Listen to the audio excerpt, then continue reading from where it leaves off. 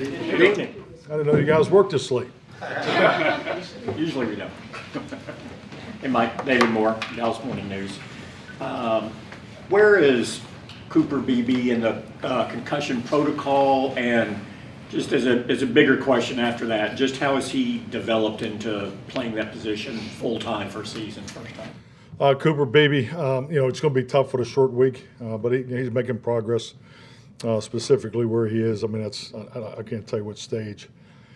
But he's done a really good job. I mean, he's a young player, play as a rookie. I think just like anything, his job responsibility, communication, identification, the mental part of it, he's done a really nice job. I've been very pleased with that. And I think, if you go back to, the spring and OTAs, just the improvement in the snapping and all that goes into playing the position. So I think, as a rookie, I think it's unique for what he's done. But, it's been a long year.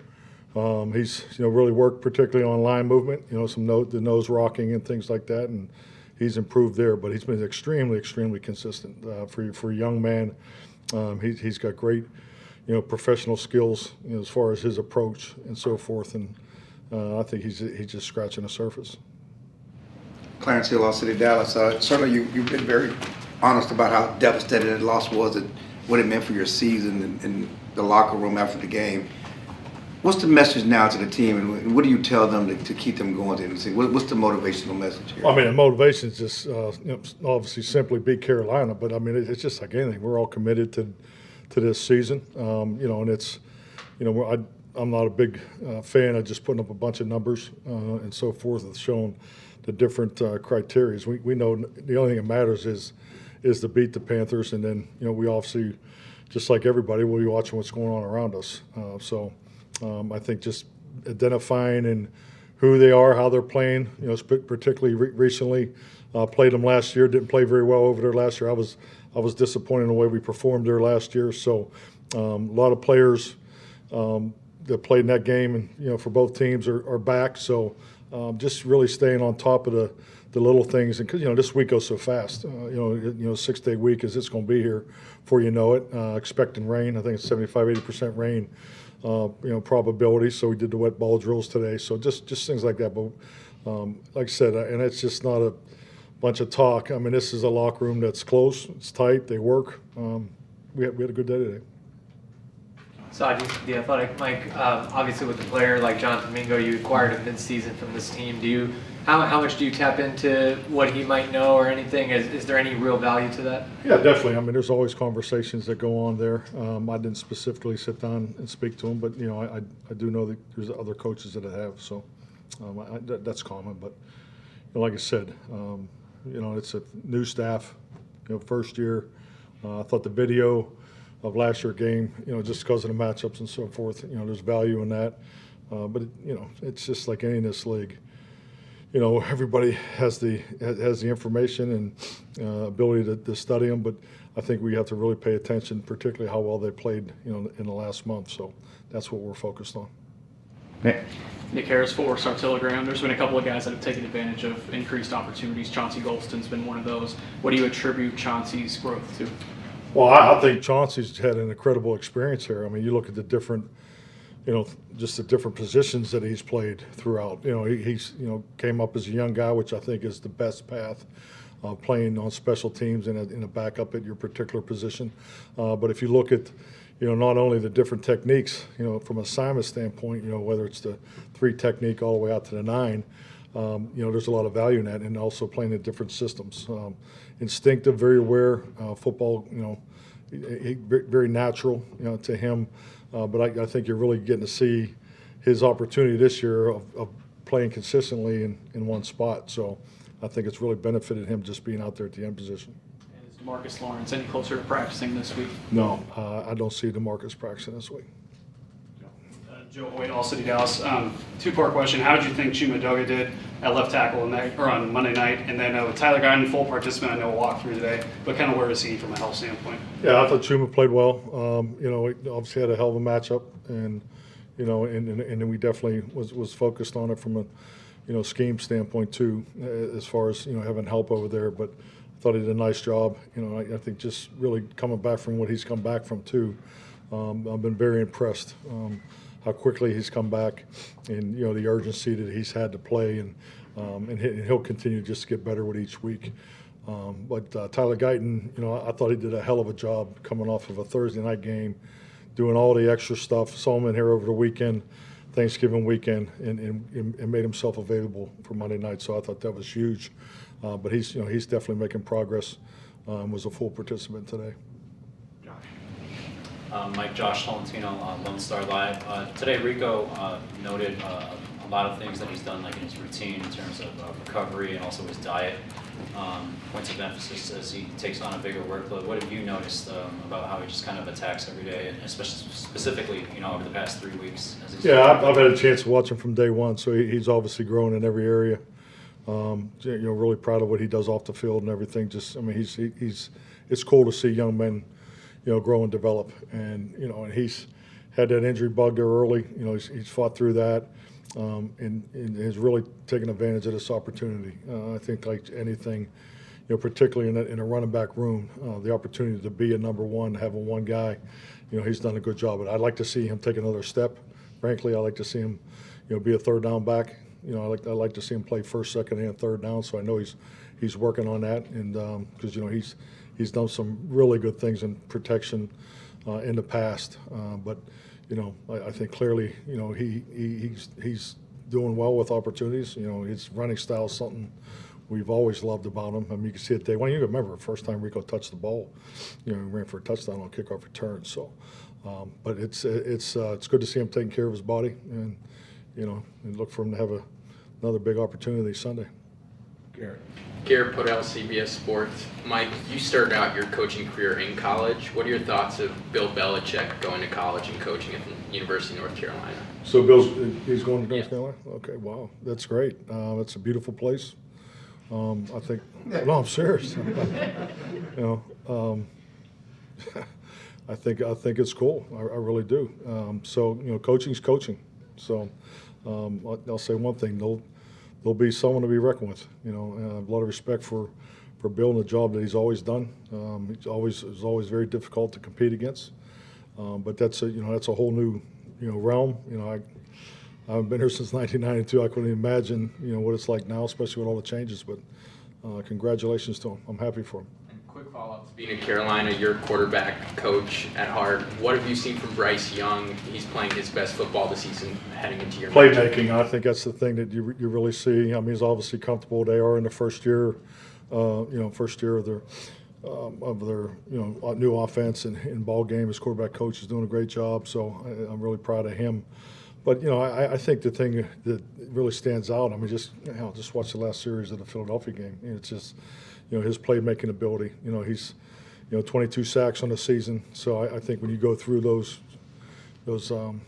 challenges as a young quarterback, his ability in tune with the line and the protection, I think they're definitely better in that area. So, but I think he has a good feel for their offense. But the thing that I've seen compared to last year is definitely his playmaking ability.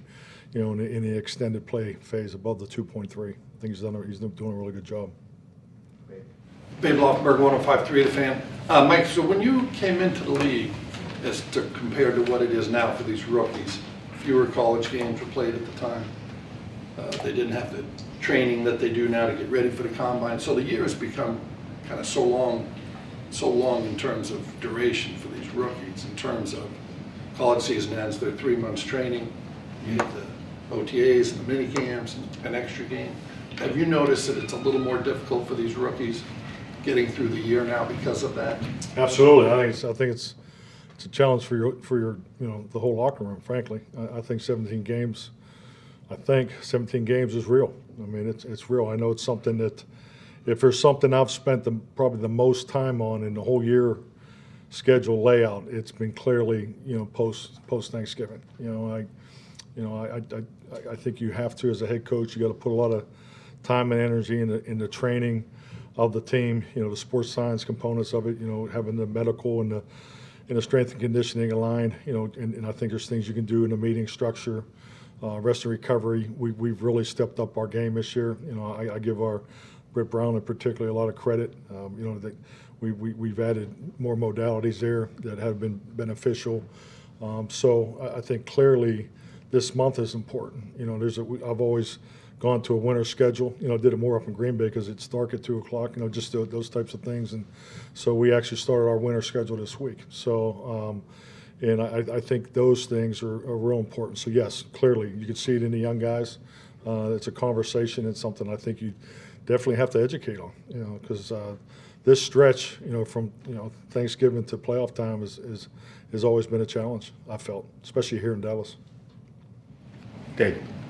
I know there was, with Demarcus, I know there's some optimism earlier about sooner rather than later, right after Thanksgiving, by him and the club. Now you missed the 2 games, there are only 3 left. Are you still optimistic he'll be able to come back this season? And does it get to a point when a veteran's been out that long where returning for only a game or so, 2, doesn't make sense? I have not been part of that conversation. I know we have 4 games left. I think there's definitely excitement, around the Thanksgiving game, as far as the communication about him, from the medical staff. But it's a significant injury that he's coming back from, and I just know he still has more work to do. Is basically what was communicated to me. So, and he will not be, he will not be available this week. Mike, during your year out in 2019, did you ever consider the college ranks or anything like that? I did not, but I'm not opposed to it. I do believe coaching's coaching. Frankly, I got into coaching to coach in college. I didn't. When I went to the University of Pittsburgh as a volunteer coach and then graduate assistant, and then it became a full-time coach my last year there. If they had offered me a 20-year contract, I would have taken it. I just thought that's major college was the goal, and because I didn't play at that level, but I just felt college was what I was drawn to, because my ambitions at that time were to be able to work with young men at a period of time that can truly affect their lives.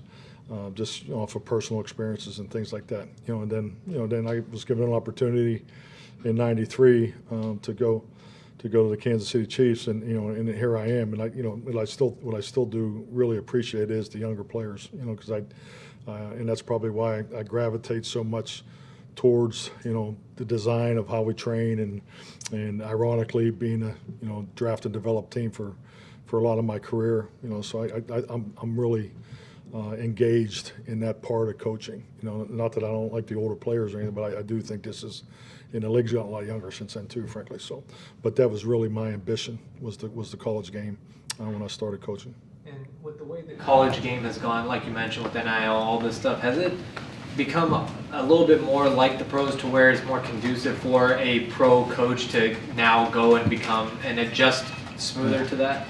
I hope so for Bill. You know about it more than I do, frankly. My friends in college football, they just they really want to get in the NFL more than ever. But no, it just has changed so much. It's changed so much in the last 5 years. But I'm not the guy. I'm not the individual to ask about the specifics.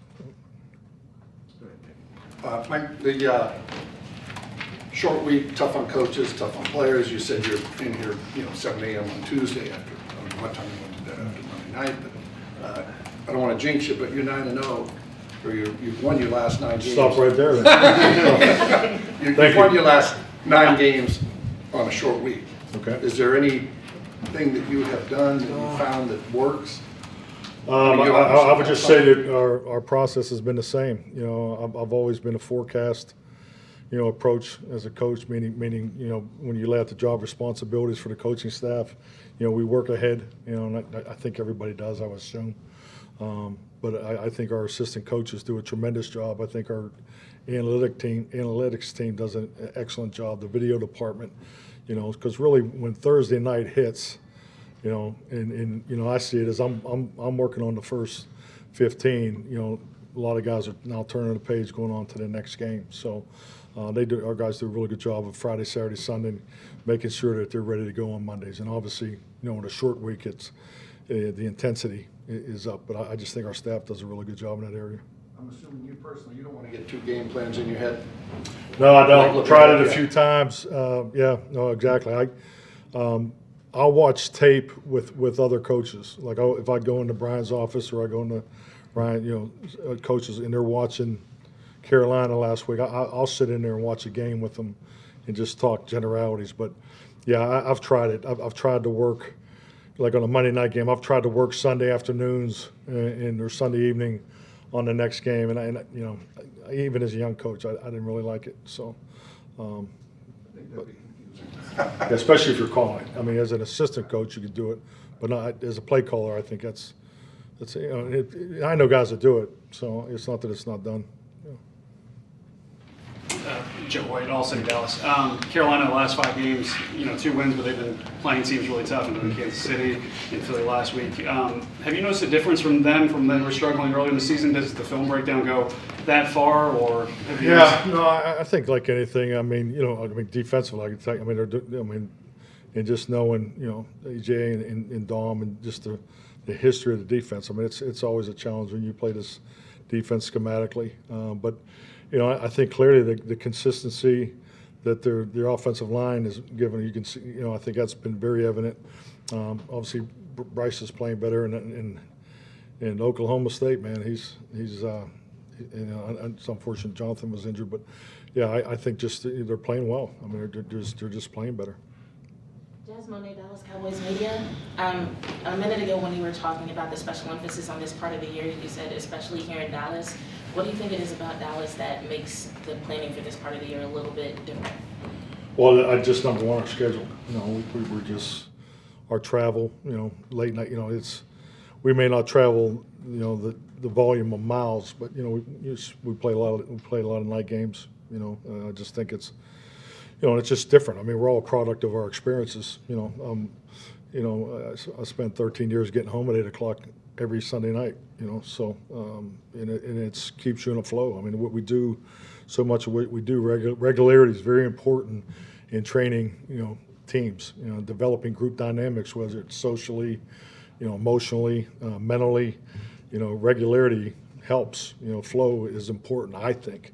How you schedule a team, how you train, your teaching progressions, all that, all that plays into it. So I just think when you do have consistency of schedule, it does help you a little bit. So what I've learned is I try to adjust it and just move things around because, the self-discipline of the individual is so critical to being successful, not only as an individual, but definitely in a team setting. So we just continue to educate and try to apply those teachings and just learn from the things in the past. But and I've talked on this before. I'm not saying there's something wrong with it, but I'm always very critical if I feel like I can schedule something better that's best for the group, not just for the individual. Thank you.